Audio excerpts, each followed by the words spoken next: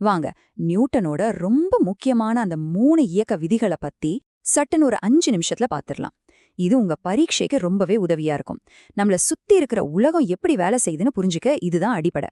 சரி, ஆரம்பிக்கலாமா? முதல்ல நம்ம எல்லாருக்குமே நடந்த ஒரு அனுபவத்திலிருந்து ஆரம்பிக்கலாம். நீங்க ஒரு கார்ல போயிட்டு இருக்கும்போது டிரைவர் திடீர்னு வேகமா வளைச்சா நீங்க ஒரு பக்கமா சாய்வீங்க இல்லையா? அப்படி தள்ளப்படுற மாதிரி ஒரு ஃபீல் வரும். அது ஏன் வருதுன்னு என்னைக்காவது யோசிச்சிருக்கீங்களா? அந்த கேள்விக்கு பதில் சொல்றது தான் நியூட்டனோட முதல் விதி. இத நிலைம விதி, அதாவது லா ஆஃப் இனர்ஷியா அப்படின்னு சொல்லுவாங்க. ரொம்ப சிம்பிளா சொல்லணும்னா, எந்த ஒரு பொருளும் அது என்ன பண்ணிட்டு இருக்கோ அதே தான் பண்ண விரும்பும். அதாவது ஒரு பொருள் சும்மா ஒரு இடத்துல இருந்தா அது அங்கேயே தான் இருக்கும். இல்ல அது நேரா போயிட்டு இருந்தா அது நேரா தான் போயிட்டே இருக்கும்.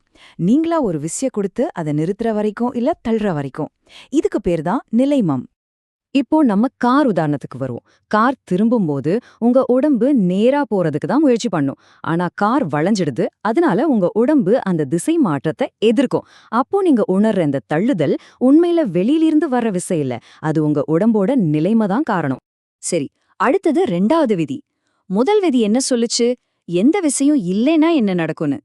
இப்போ 2வது விதி, ஒரு விசை செயல்பட்டா என்ன நடக்கும் அப்படின்றத விளக்கப் போகுது. அதாவது ஒரு பொருள் மேல நீங்க எவ்வளோ விசைய செலுத்துறீங்களோ அதுக்கேத்த மாதிரி தான் அதோட வேகம் மாறும்.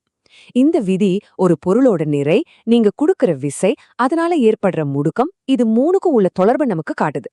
இங்கதான் இயற்பியல்ல ரொம்பவே பிரபலமான ஒரு சமன்பாடு வருது. F = ma. அதாவது விசைங்கிறது ஒரு பொருளோட நிறையையும் அதோட முடுக்கத்தையும் பெருக்குனா வருது. இன்னும் சிம்பிளா சொல்லணும்னா, அதிக விசைய பயன்படுத்தினா அதிக முடுக்கம் கிடைக்கும். இந்த உதாரணம் பாருங்க, உங்களுக்கு தெளிவா புரியும். ஒரு தள்ளு வண்டிய ஒருத்தர் தள்ளுறாருன்னு வச்சுக்கோங்க, அது ஒரு குறிப்பிட்ட வேகத்துல போகும். இப்போ அதே வண்டிய 2 பேர் சேர்ந்து தள்ளினா என்ன ஆகும்? விசை 2 மடங்காகுது, அதனால முடுக்கமும் 2 மடங்காகும். வண்டி இன்னும் வேகமா போகும்.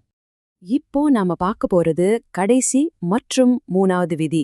இந்த விதி ரொம்பவே சுவாரஸ்யமானது. விசைகள் எப்பவுமே தனியா வராது, அதுங்க ஜோடியா தான் வரும்னு சொல்லுது.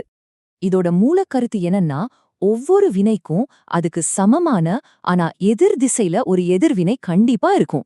நீங்க ஒரு சுவரை கையால தள்ளுறீங்கன்னா, நீங்க எவ்ளோ விசையில தள்ளுறீங்களோ அதே அளவு விசையில அந்த சுவரும் உங்க கைய பின்னோக்கி தள்ளும். துப்பாக்கி சுடுறது இதுக்கு ஒரு சூப்பரான உதாரணம். துப்பாக்கி குண்டு மேல ஒரு விசைய கொடுத்து முன்னோக்கி தள்ளுது. இது வினை.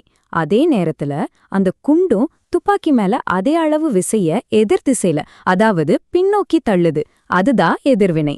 அதனாலதான் துப்பாக்கி சுடும்போது பின்னாடி உதைக்கிற மாதிரி இருக்கும். சரி, நாம இப்ப 3 விதிகளையும் பார்த்துட்டோம். வாங்க, உங்க எக்ஸாமுக்கு ஞாபகம் வச்சுக்கிற மாதிரி இது எல்லாம் ஒரே இடத்துல சுருக்கமா பாத்துரலாம். இந்த 3 பாயிண்டையும் நல்லா ஞாபகம் வச்சுக்கோங்க. முதல் விதி, பொருள்கள் அதோட நிலைமைய மாத்திக்க விரும்பாது. 2வது விதி, அதிக விசைனா அதிக முடுக்கம், அதாவது F = ma. 3வது விதி, எல்லா வினைக்கும் ஒரு எதிர்வினை உண்டு. அவ்வளவுதான். இறுதியா உங்களை யோசிக்க வைக்கிற ஒரு கேள்வி. ஒவ்வொரு வினைக்கும் சமமான எதிர்வினை இருக்குன்னா, அப்போ எந்த பொருளுமே நகரக்கூடாதே. எப்படி இயக்கம் சாத்தியமாகுது? இத பத்தி கொஞ்சம் யோசிச்சு பாருங்க. இந்த விதிகள் நிஜ உலகத்துல எவ்வளவு ஆழமா வேலை செய்துன்னு உங்களுக்கு புரிய ஆரம்பிக்கும்.